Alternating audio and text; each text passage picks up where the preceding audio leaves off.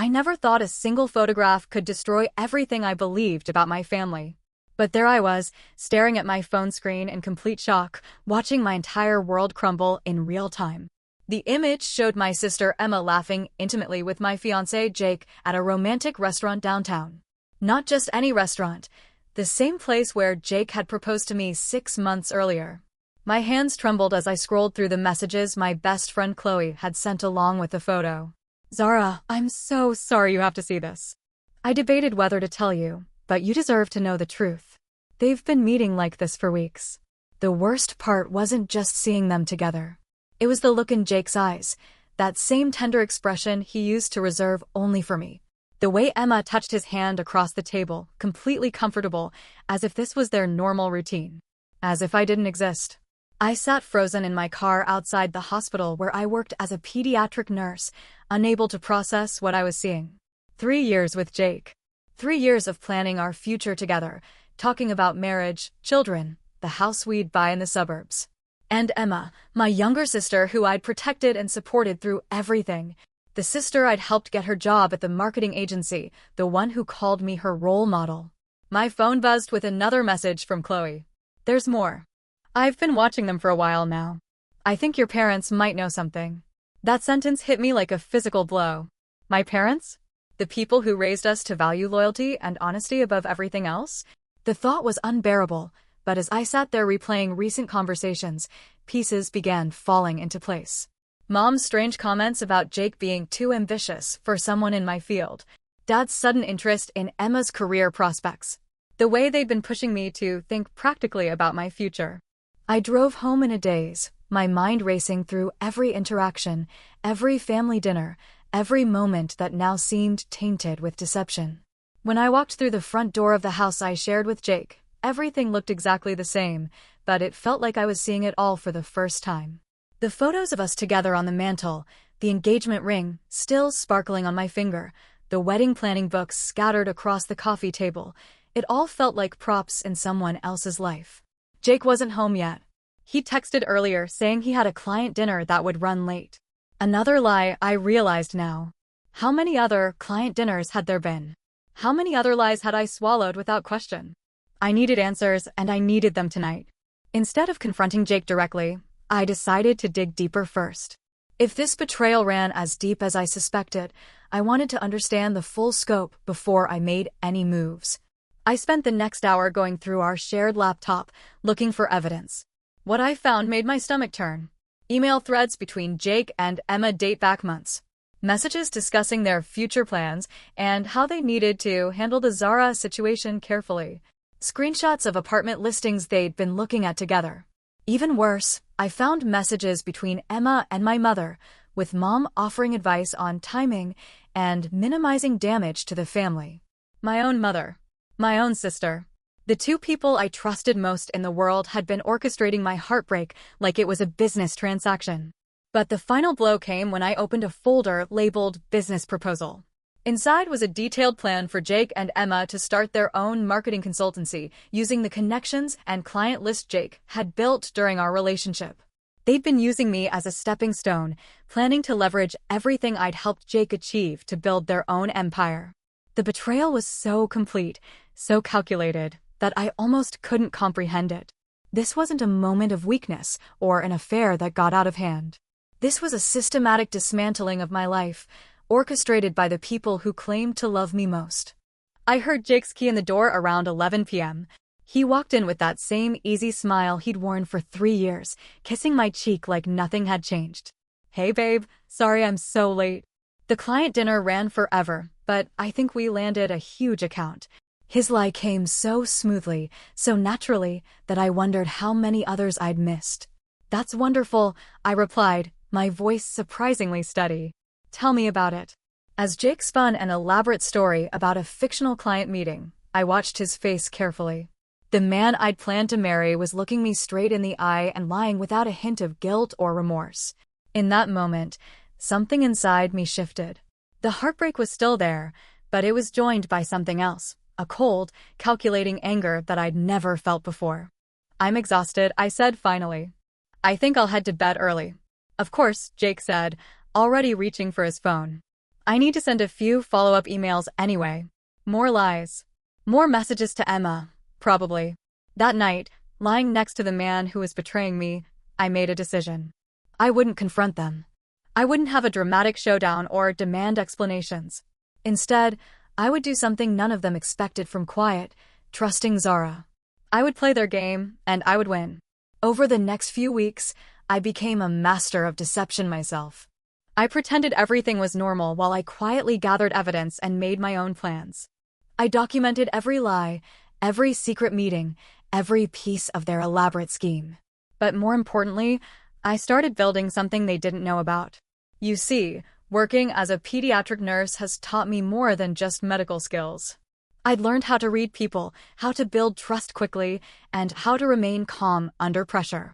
I'd also met some incredibly influential people, parents of my patients who happened to be successful entrepreneurs, investors, and business leaders.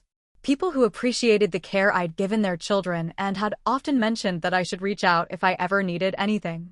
It was time to take them up on those offers. I started with Rebecca Martinez, whose daughter I'd cared for during a lengthy hospital stay the previous year. Rebecca owned a chain of successful pediatric clinics and had always impressed me with her business acumen and integrity. When I called and asked to meet for coffee, she agreed immediately. "Zara, it's so wonderful to hear from you," Rebecca said warmly when we met at a quiet cafe downtown. "Isabella still talks about how you made her hospital stay bearable. You have a gift for connecting with people." "Thank you," I replied. "Actually, that's part of why I wanted to talk to you. I've been thinking about expanding my career beyond traditional nursing, and I remember you mentioning opportunities in healthcare consulting." Rebecca's eyes lit up. "Are you serious? Because I've been looking for someone exactly like you. Someone with clinical experience, but also the communication skills to work with families and healthcare administrators." What started as an exploratory coffee meeting turned into a job offer.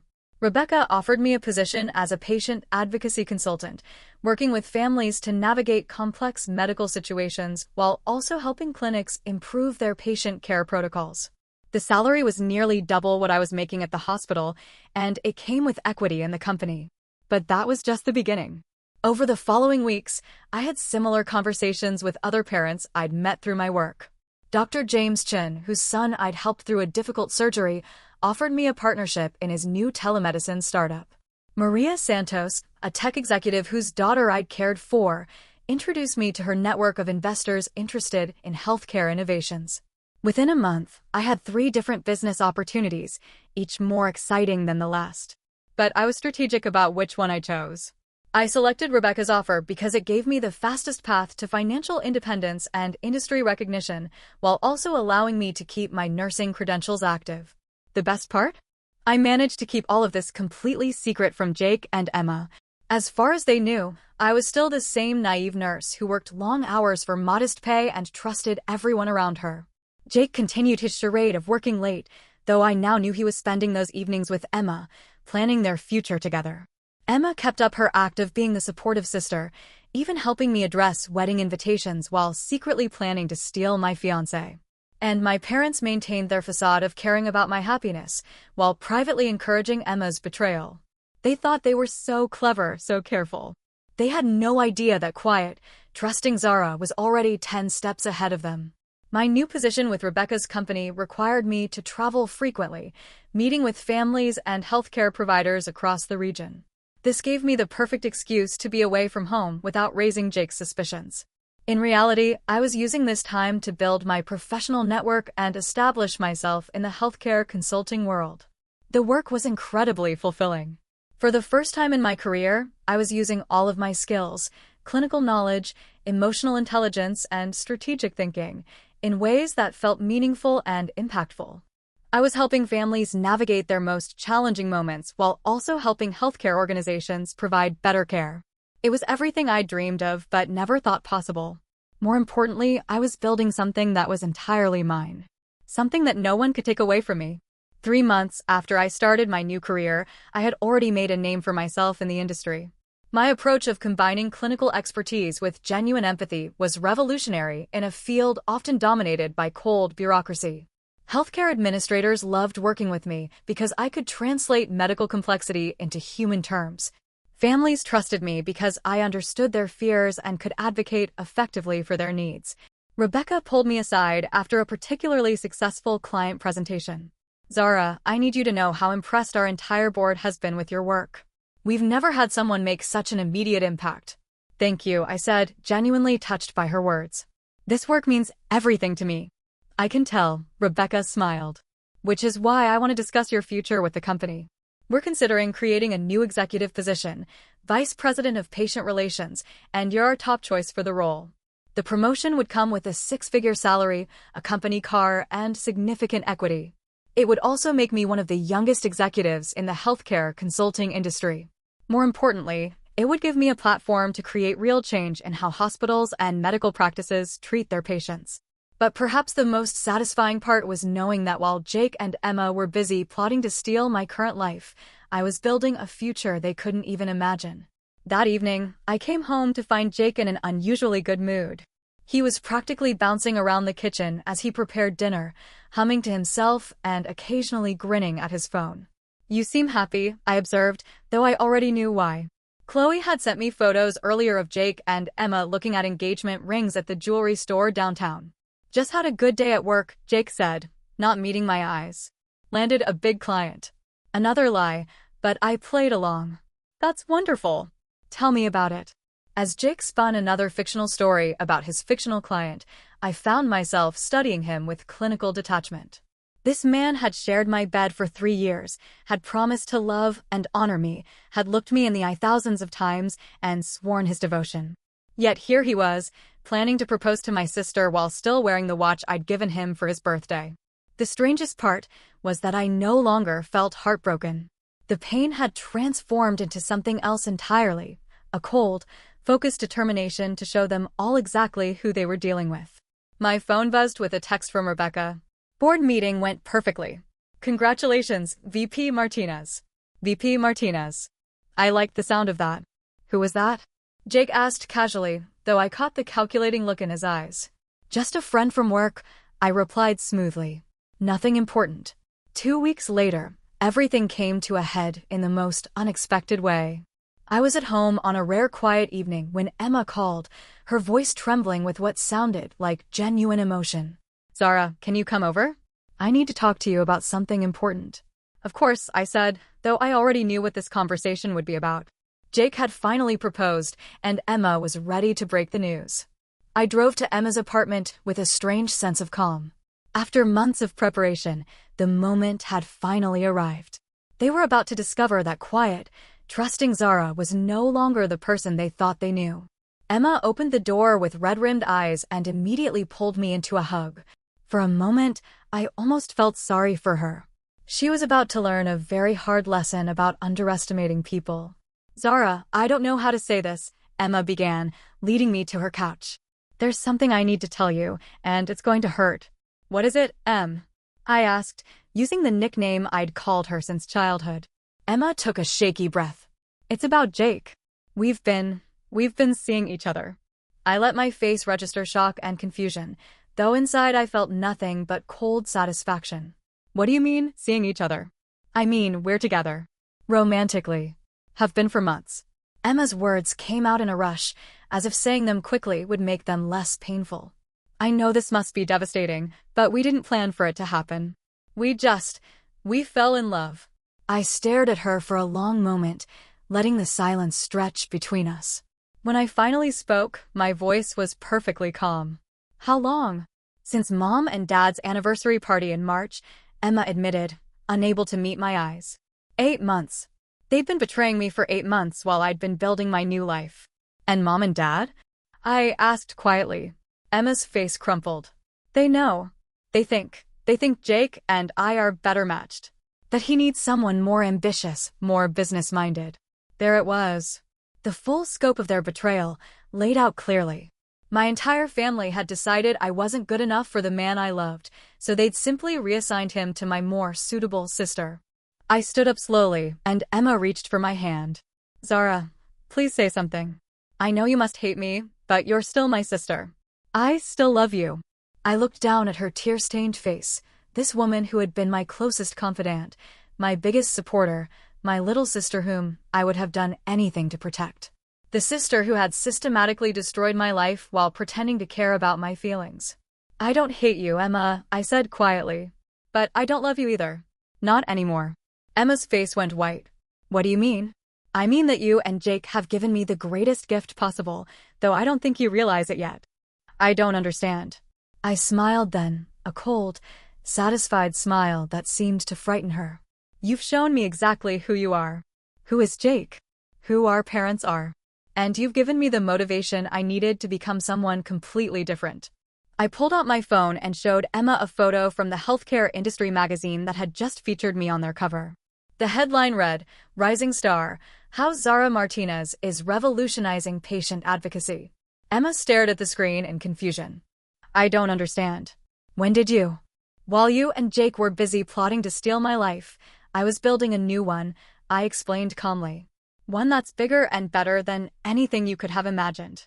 I showed her another photo, this one from the business networking event where I'd been honored as Young Professional of the Year by the Regional Healthcare Association. This is impossible, Emma whispered. You're a nurse. You work at the hospital.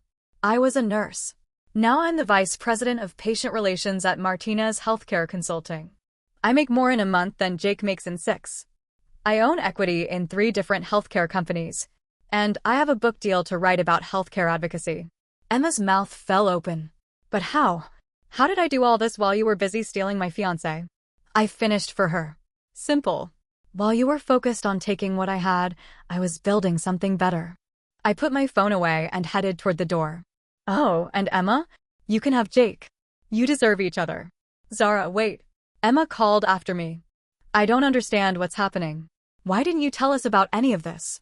I turned back to face her one last time. Because you made it very clear that you didn't believe I was capable of anything worthwhile.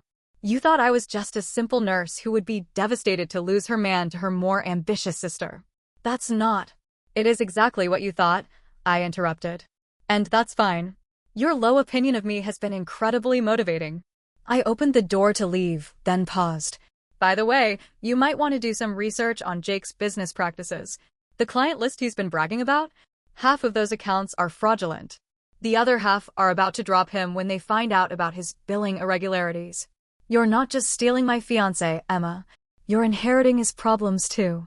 I left Emma sitting in stunned silence and drove home feeling more liberated than I had in years. The confrontation had gone even better than I'd hoped. Emma's shock and confusion at discovering my success was almost as satisfying as revealing Jake's professional misconduct. Because that part was true too.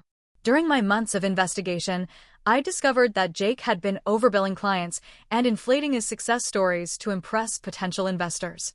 The marketing agency he worked for was already conducting an internal investigation, though he didn't know it yet. Jake was at home when I arrived, and he immediately knew something had changed. Emma called, he said carefully. She told me you two talked. We did. I set my purse down and looked at him with the same clinical detachment I'd perfected over the past few months. Congratulations on your engagement. Jake's face went through several expressions: surprise, guilt, relief, and finally confusion. You're not upset? Why would I be upset? I asked genuinely. You've done me an enormous favor. I don't understand. I pulled out my laptop and showed him the same photos I'd shown Emma, plus a few more. Pictures of me meeting with healthcare executives, speaking at industry conferences, accepting awards and recognition for my work. While you were busy planning to leave me for my sister, I was building a career that makes yours look like a hobby, I explained calmly. Jake stared at the screen in disbelief. This is impossible. You never mentioned any of this. Why would I? You made it clear that you didn't think I was ambitious enough for you. So I decided to prove you right. I wasn't ambitious enough for someone like you. I was ambitious enough for people who actually matter. I closed the laptop and looked at him directly. Jake, you're going to face some professional challenges in the coming weeks. Your billing practices are under investigation, and your client relationships are not as solid as you think they are. Emma is about to discover that she didn't steal a successful businessman. She stole a man who's about to lose everything. Jake's face went pale. What are you talking about? I'm talking about the fact that while you were focused on destroying my life, I was paying attention to yours. Real attention. The kind that reveals uncomfortable truths. I headed toward our bedroom to pack my things. I'll be out by tomorrow. You and Emma can have this place. You'll need to save money for legal fees anyway. Zara, wait, Jake called after me. We need to talk about this. No, I said firmly. We don't. We're done talking. We've been done for months. You just didn't bother to tell me. That night, I stayed at a hotel and called Rebecca to share the news about my personal situation. I'm so sorry, Zara, Rebecca said genuinely. That must have been incredibly difficult. Actually, it wasn't, I replied, surprising myself with the truth of that statement. It was liberating. I finally understand why I never felt completely happy in that relationship. I was settling for someone who couldn't see my value. Their loss is definitely our gain, Rebecca said warmly. Are you sure you're ready to dive into the executive role so soon after this personal upheaval? I've never been more ready for anything in my life. 6 months later, I was featured on the cover of Healthcare Business magazine as one of the industry's most innovative young leaders. The article detailed how my unique approach to patient advocacy was being adopted by hospitals and clinics across the country, and how my consulting firm was revolutionizing the way healthcare providers interact with families during crisis situations. The article also mentioned my upcoming book, The Human Side of Healthcare, A Nurse's Guide to Patient Advocacy, which had already received endorsements from several prominent physicians and healthcare administrators. But the most satisfying part of the article was the brief mention of my background, how I'd overcome personal challenges to build a successful career that was making a real difference in people's lives. I was reading the article in my new corner office when my assistant knocked on the door. Ms. Martinez? There's someone here to see you. She says she's your sister. I looked up to see Emma standing in my doorway, looking smaller and more uncertain than I'd ever seen her. She was wearing a cheap business suit that didn't fit properly, and her usual confident demeanor had been replaced by obvious desperation. Hello, Emma, I said calmly. What can I do for you? Emma stepped into my office, her eyes taking in the awards on my walls, the view of the city skyline, the obvious trappings of success that she'd never imagined I could achieve. Zara, I wanted to apologize, she began hesitantly, and to ask for your help. I gestured to the chair across from my desk. Have a seat. Emma sat down carefully, as if she were afraid the chair might disappear. I don't know where to begin. How about with Jake? I suggested. How did that work out for you? Emma's face crumpled. He's in jail. Wire fraud and embezzlement. Just like you said he would be. I'm sorry to hear that, I said, and I meant it. Not because I felt sorry for Jake, but because I could see how much Emma was suffering. The engagement ended when the investigation started. Emma continued. I lost my job because they found out I was involved with some of his questionable deals. Mom and Dad, they won't even talk to me. They blame me for the whole mess. I raised an eyebrow. They blame you? That's interesting, considering they encouraged the relationship. They said I should have known better. That I should have seen the red flags. Emma laughed bitterly. The same red flags they told me to ignore when they said Jake was perfect for our family. What do you want from me, Emma? Emma took a shaky breath. I want to apologize. Really apologize. Not because I need something from you, but because you deserve to hear it. She looked directly at me for the first time since entering my office. I was jealous of you. I had always been jealous of you. You were the good daughter, the one who chose a noble profession, the one everyone admired.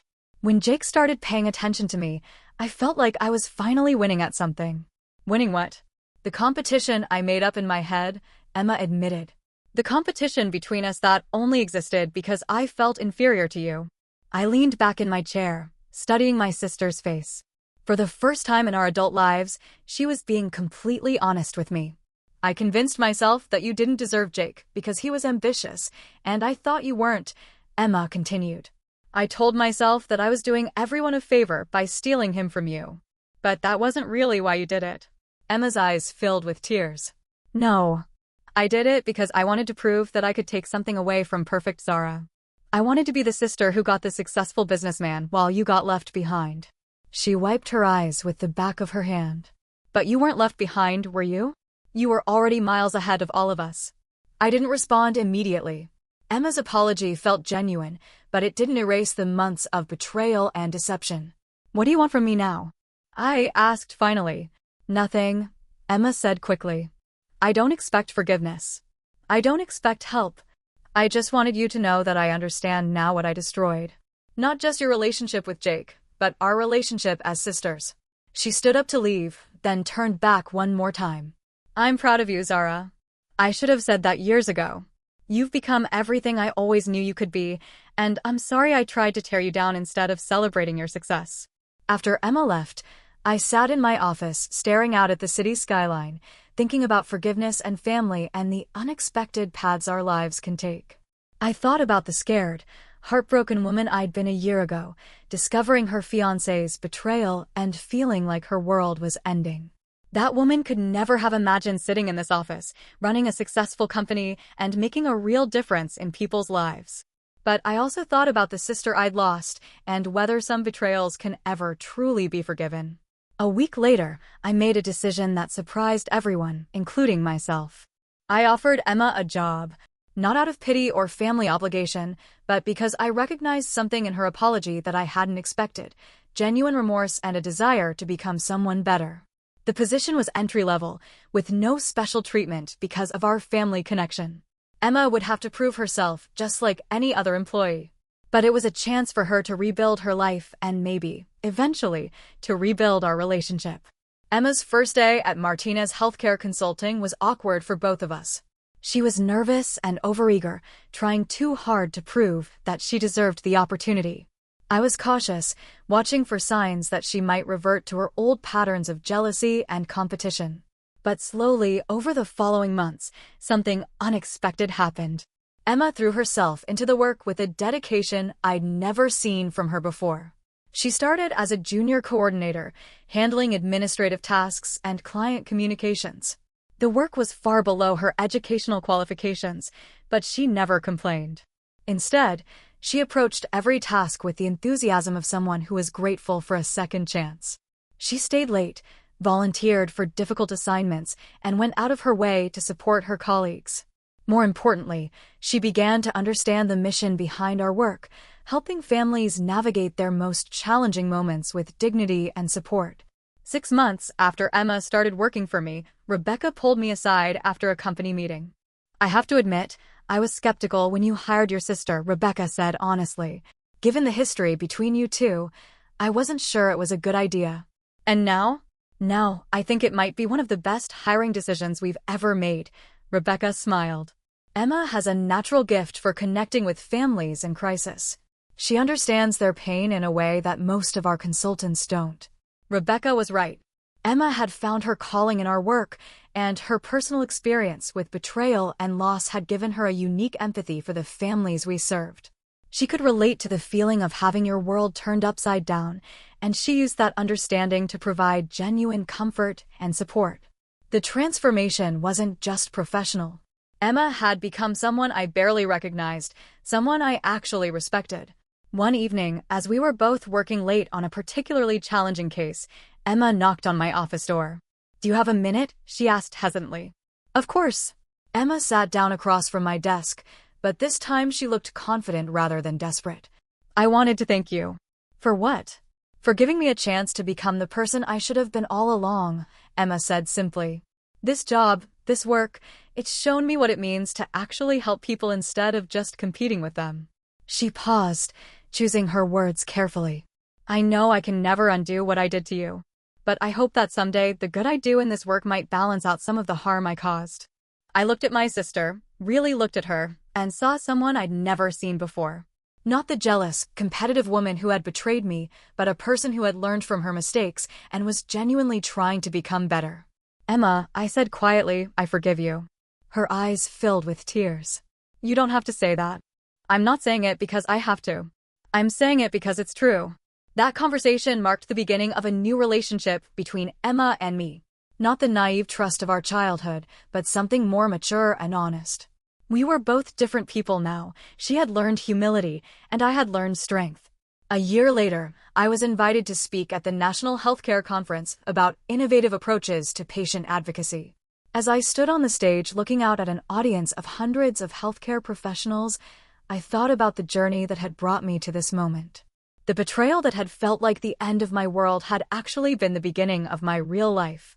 The pain of losing Jake and Emma's trust had forced me to discover strengths I never knew I had. The humiliation of being deemed not ambitious enough, had motivated me to build a career that exceeded everyone's expectations. But perhaps most importantly, the experience had taught me that my worth wasn't determined by other people's opinions or choices. I didn't need Jake's love, Emma's loyalty, or my parents' approval to be valuable. I was enough, all by myself. After my speech, a young nurse approached me during the networking reception. "Ms. Martinez, thank you so much for your presentation," she said earnestly. "I'm currently working in pediatrics, but I've been thinking about transitioning to healthcare consulting. Do you have any advice?" I smiled, remembering my own career transition just 2 years earlier. "The best advice I can give you is to trust yourself. You have more skills and potential than you probably realize. Don't let anyone else define what you're capable of achieving." "But what if people don't believe I can make the transition?" "Then prove them wrong," I said simply. "Sometimes the best motivation comes from people who underestimate you." The young nurse thanked me and walked away with a determined look in her eyes that reminded me of myself not so long ago. As the evening wound down, I found myself standing on the hotel balcony overlooking the city lights. My phone buzzed with a text from Emma, who was back at the office handling client calls. "Saw your speech online. You were incredible. So proud to be your sister and your colleague." I smiled and typed back, "Thank you. See you Monday." The relationship between Emma and me would never be the same as it was before her betrayal. But in some ways, it was better now. It was built on honesty rather than naive trust, on mutual respect rather than family obligation. And Jake? I occasionally saw updates about his legal troubles in the business news, but I felt nothing when I read them. No satisfaction, no vindication, just a distant acknowledgement that he was facing the consequences of his choices. The life I'd built was so much bigger and more fulfilling than the one I'd lost that Jake's downfall felt irrelevant to my story. He had been a chapter in my life, not the whole book. Standing on that hotel balcony, successful and fulfilled in ways I'd never imagined possible, I realized that the greatest revenge wasn't destroying the people who had hurt me. It was building a life so beautiful and meaningful that their betrayal became irrelevant. They had tried to diminish me, to reduce me to someone who wasn't worthy of love or success. Instead, they had freed me to discover who I really was and what I was truly capable of achieving. In the end, their betrayal had been the greatest gift they could have given me. They just didn't realize it yet. As I headed back to my hotel room, I thought about the young nurse I'd spoken with earlier and all the other people who had approached me throughout the conference. People who were looking for inspiration, for proof that it was possible to overcome setbacks and build something meaningful. I had become living proof that betrayal doesn't have to define you. That heartbreak can be transformed into motivation so that the people who try to tear you down can inadvertently become the architects of your greatest success. Tomorrow I will fly home to my thriving business, my team of dedicated professionals, and the meaningful work that gets me up every morning excited to make a difference. I would return to a life that I had built with my own hands, my own determination, and my own vision of what was possible.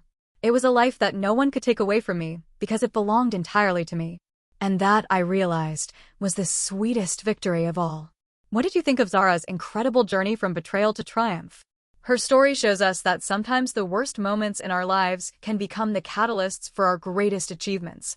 If this story inspired you or reminded you of your own strength, please share your thoughts in the comments below.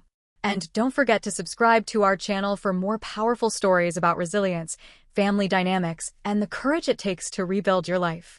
Your support helps us continue sharing these meaningful narratives that remind us all of the incredible strength of the human spirit.